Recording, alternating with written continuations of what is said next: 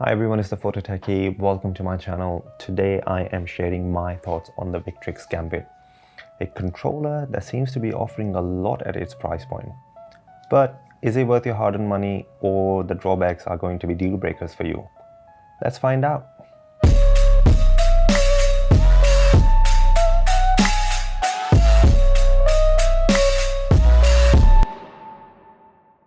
Priced at $99.99 here in UK and 100 USD in America, you do get a lot for your money.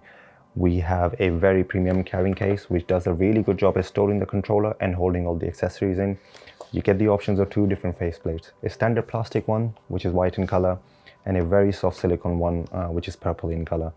You get the options of two different types of back buttons. You can either install 4 back buttons or you can have 2. The ones that you are not using can be stored easily in the case. We have 4 thumbsticks in total. We get the 2 standard size, standard height concave thumbstick, 1 really long concave thumbstick, and 1 standard size dome thumbstick. You have the options of 2 different D-pads, standard cross type one and a diamond shape Victrix logo one. And we get these different thumbstick gates. So circular ones are just your standard, but then we have these hexagonal ones, which I believe you can use for some fighting games. They only work with the white faceplate, by the way.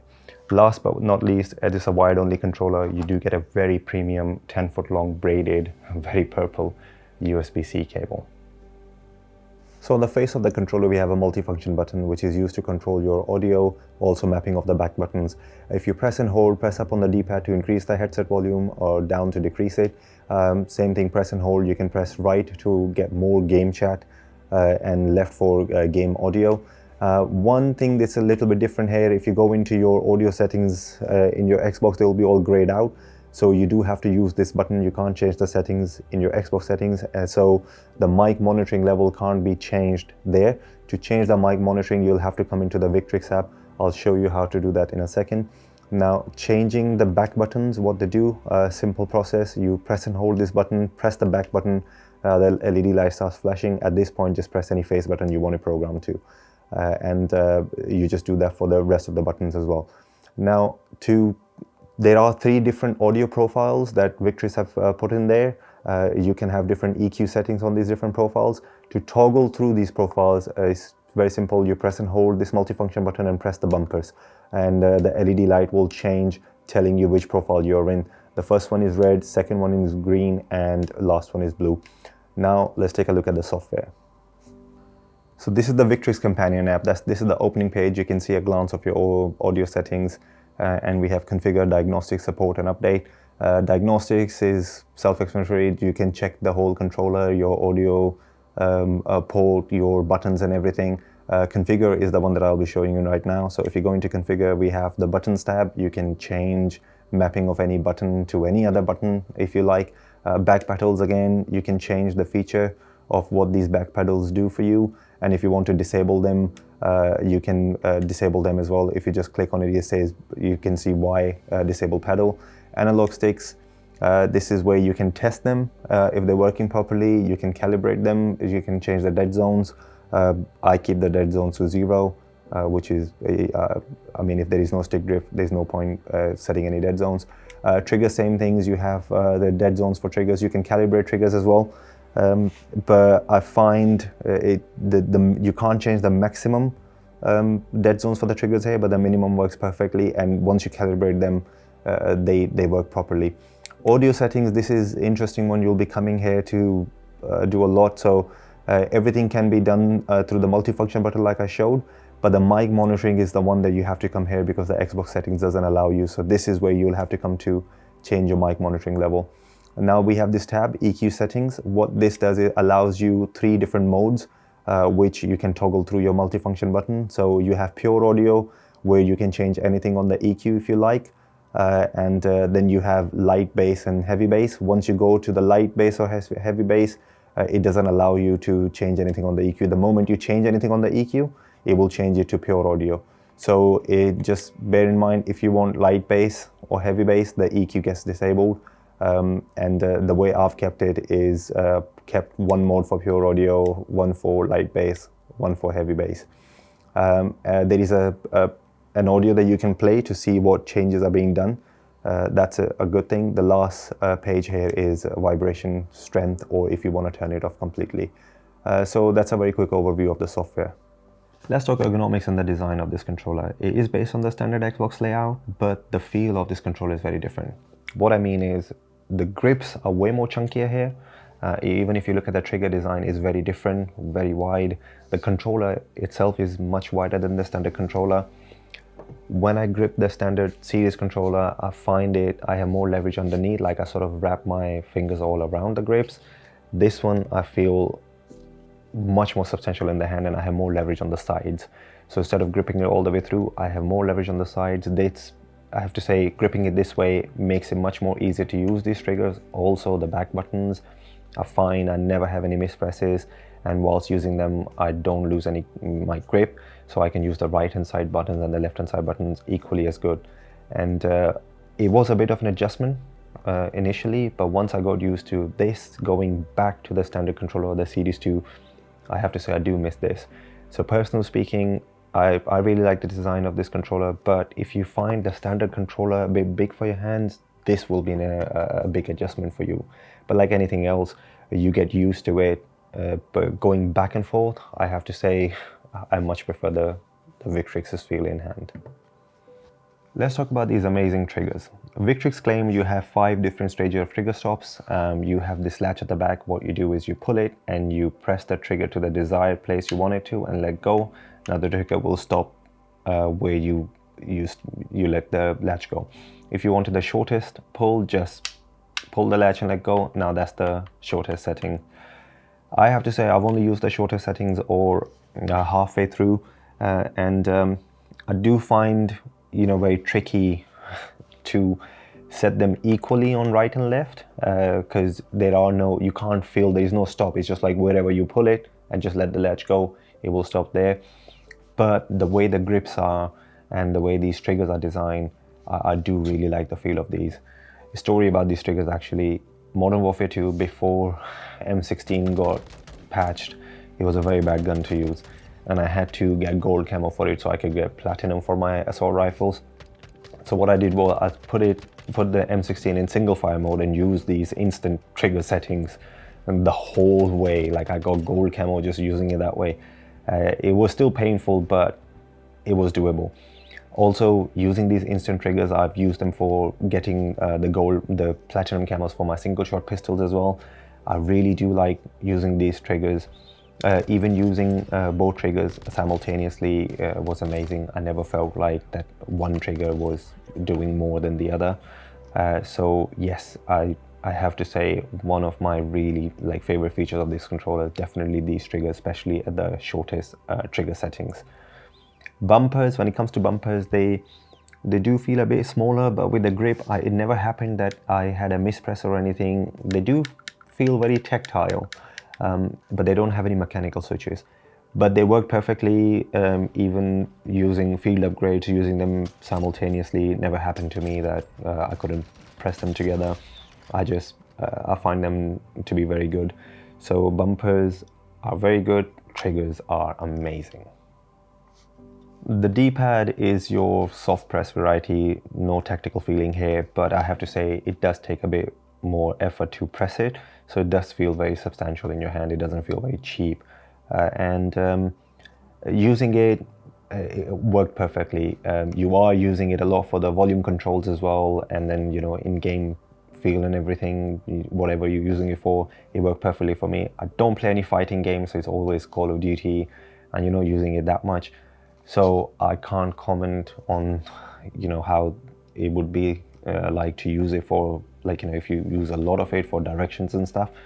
But I much prefer the standard cross one rather than the diamond shape Victrix one. I just felt that I was way more consistent with the standard cross type one. When it comes to the face buttons, where on the standard controller they sort of curve a bit, here they are on a straight plane, and they are smaller, a bit more crammed together. Whilst using them for Call of Duty, I never felt like it was a bit of a getting used to, because they're smaller. I was feeling the button next to it when I was pressing the reload and the weapon swap and stuff, but they do their job properly. They are not tactile, but if you're used to the standard controller, you might have to just get used to these because they are a little bit smaller. And these other face buttons, where the share button and the start and select, I believe they are very different here, but they are textured. So whilst playing and you are checking the menus or pulling up the map and stuff, you can feel the texture. Once you get used to it, it's just like, you know, second nature. I have to say one thing, going back and forth between the Series 2 and this, yes, you have to get used to the Series 2 or the standard controller. So this does require a bit more commitment. All in all, works perfectly. Let's talk about the back buttons now. So we have the option of having 4, or you could install a different module that will give you 2 back buttons. Now you can map them on fly by using the multifunction button, or you can use, like I showed earlier, you can use the software to do it. Using these back buttons, I have to say I much prefer the 4 back button module. The 2 back button module works perfectly. It's okay. It's just I felt that if I have the options for 4, and if I could get the weapon swap and the left thumbstick click as well at the back, I think that's amazing. So I use the 4 back button module. The thing with this is the way it's designed, I find you have to use your middle finger. So it's not like you can simultaneously use your ring finger for the bottom one and the middle finger for the top one. You have to use either or. So either you press the bottom one with the middle finger or the top one. Not a deal breaker for me, that's how I use anyway, but on the Elite Series 2, I do like on the left, I use like simultaneously, I can use the B at the bottom.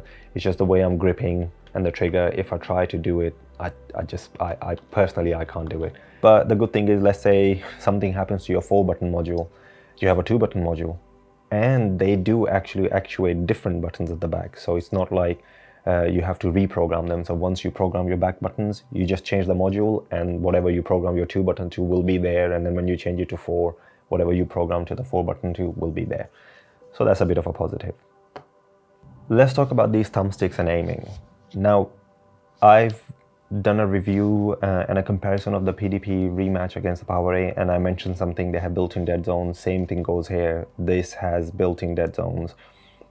For me, I think that's a big positive, because no longer I have to go into custom settings and decide what kind of stick drift I have and change the dead zones in game. I just put the dead zones to 0 and these work perfect. I never felt that I couldn't control, like the dead zones were, you know, hindering my performance. I don't know if Victrix, like I mentioned in my earlier review of the PDP rematch, if they're using a custom response curve or something, but it is so good using these sticks. And I always felt very connected to the aim. It didn't feel floaty to me. I was always, it felt really good. And also the way they've designed the sticks, these are like a full module. So it's not like you are detaching and attaching any part of it. What this helps with is use of control freaks and precision rings. So if you have any Xbox control freaks, the way they've designed this, they will fit on here perfectly, Xbox One control freaks, and the precision rings. So I do use the soft style precision ring, and I have to say it's amazing. This has become my main controller, even though I have the Elite Series 2 and the Razer Wolverine V2 Chroma, but I find myself playing with this way more. Any time I'm playing another controller is to try out what those controllers are like and just try to put, but when I'm just playing for myself, I'm always coming to this. And for me, triggers and the sticks are, you know, one of the reasons for that. So I do really like what they do in here. I haven't had any stick drift issues since I've had this controller, I don't know, 3-4 months, and I've put a lot of time on this. And still dead zones are 0 in the game and in the Victrix app as well. So all in all, very, very good sticks. They do provide you with the extra, I never just use it because I'm using control freaks, so I can't tell you how that's like. So I'm using control freaks and I'm using like a grip on the just a thumbstick grip on the left one, but on the right I'm using control freak galaxies, and they work perfectly. So yes, I really, really like using the thumbsticks, especially with these triggers. Thumbsticks aiming, big positive for me. So with all the positives and the features out of the way, let's talk about the negatives. First one, this standard plastic faceplate. Has no anti-friction rings, and I did find the stick scraping a bit, especially in Call of Duty doing the tactical sprints. You are pushing the stick forward and pressing it twice, and it started leaving a little bit mark, very tiny bit. So I did have to swap this out for the silicone one, and I have to say I do like using this one. My only concern is I hope it doesn't deform and leave some like different kind of edges or whatever. So far it's been fine, but I did feel that I couldn't use the white faceplate anymore. So that's a bit of a negative for me. Second one are the back buttons. So the way they've designed them, you can have 2 or 4 like I mentioned before, but they are one piece, and they attach in the middle with these 3 sort of, you know, placeholders, and there is this latch that goes into it. Now, being one piece, when you are using it from one side, it is giving you feedback on the other side. It's moving. There's a bit of a play. And with the 2-button module, I find it to be a lot. I just didn't like the feel of it. So you're using it and it's kind of moving. And I don't know if it's going to do anything, if it's actually, because the way they designed this, there's a little top underneath it that's touching the actual button to actuate it. So imagine you're using it the right one and it's moving a little bit, and the way you are using the left one, then how you are pressing that button is over the time if something happens to it. Nothing has happened yet, but I progressively was getting worse with the 2-button design. I like using the 4-button design anyway, but I swapped that out. So that's one thing for me. The good thing is, let's say if something happens with your 2-button module, like so they have actually different buttons underneath them. So what the 2-button module is actuating, the 4-button module doesn't even touch those buttons. And the same thing when you're using the 4-button, the 2-button modules don't touch. So if something does happen to one of these modules, you break it or whatever, you have another one. But yeah, these are very cheaply, like, you know, very thin plastic. I think they've served the purpose, but it's just something to be mindful of. For me, kind of a negative. There are other better back button designs. How long this lasts, we'll see. The last one, and this is a bit of a big one for me, is the audio coming out of this controller. So in my software overview, I mentioned there were 3 profiles. You had the standard audio, natural audio, and then light bass and heavy bass. Now, the natural audio settings are really low. It's like, it feels like not even 50% for me coming out of my Elite Series 2. So you have to go to the light bass and then heavy bass. Like, you know, light bass, that's when the audio comes in. It's still not as loud as the Series 2. I still find it probably 80% of what's coming out of the Series 2. But it's okay. Like, I do find that volume to be okay. Now, the problem with that one is, with the light bass, is like you're saying, it's bass, right? So it's giving you more bass. And the cheaper headsets I have, the Nova 1X and the Turtle Beach Recon 200 Gen 2, when you have the light bass setting, those headsets, you know, give you a lot of bass, but the sound just feels like very, you know, everything just gets drowned into that bass. It just doesn't have all those different sort of layering and way. If you have a good headset, like I have the EPOS H6 Pros or the Sennheiser HD598s, like they are amazing at the light bass settings. Actually, the Sennheiser HD598 is a really good experience. But the thing is, I just don't want it to be a particular sort of headset where on my Elite Series 2, I don't want to use a headset all the time, so I do use these cheap earbuds. Those cheap earbuds on the Victrix Gambit, just not a good experience. You really need like a good headset. So for a controller that's saving you money, is kind of forcing you to spend more on a headset. So that's just, you know, I mean, it's a good, if you have a good headset, amazing. But if you're plugging into it, just is my experience. I don't know, I'm hoping it's just my controller. If you are somebody who has this and you have an amazing audio coming out of it and you are using, I don't know, like a cheaper kind of headset, please do leave a comment so me and other, you know, people can see. Maybe it's just my unit. So that's, I do think that's a negative. And somebody like myself, I do use everything wired. I don't have a wireless headset. I don't want a wireless headset. So that's, but I'm thinking of getting the Astro Mix M Pro. My brother, who's in a different country, has one. So, and he doesn't use it. So hopefully I can get that. And once I have that, then my headset is not connected to this.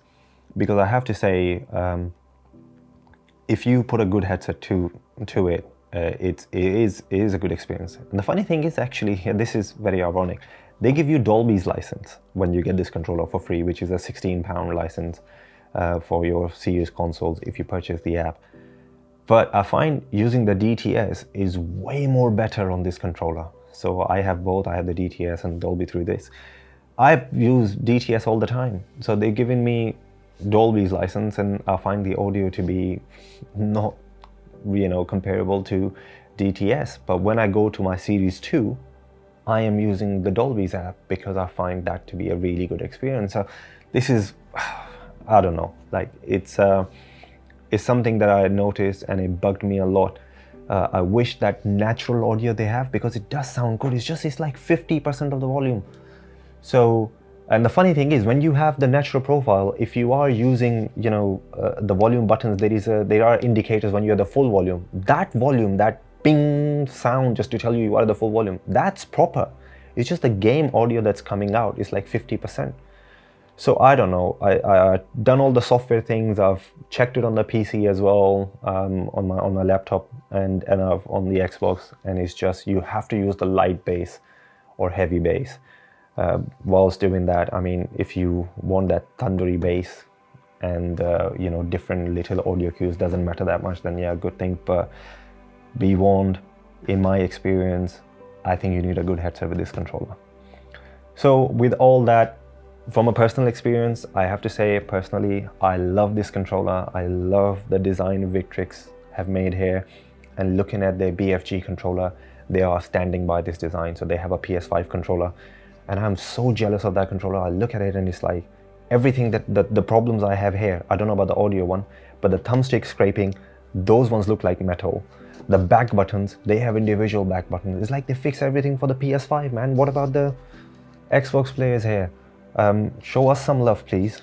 Make a newer model or something. I know that's a bit more expensive, but that's wireless as well. So yeah, I think PS5 players are going to be very lucky with that controller. I do feel kind of jealous. I want to get a PS5 now. But it's, for me, personal experience, amazing controller. But if you are somebody, like I said, if you find the normal controller big in your hands, be mindful, you will have a bit of an adjustment here. And if audio is very important to you and you have a cheap headset, from personal experience, all I can say is I didn't have a good time. So that's everything from me. I hope I've covered everything that you were looking for. If I haven't, please do leave a comment below. I do my best to reply to every comment I get.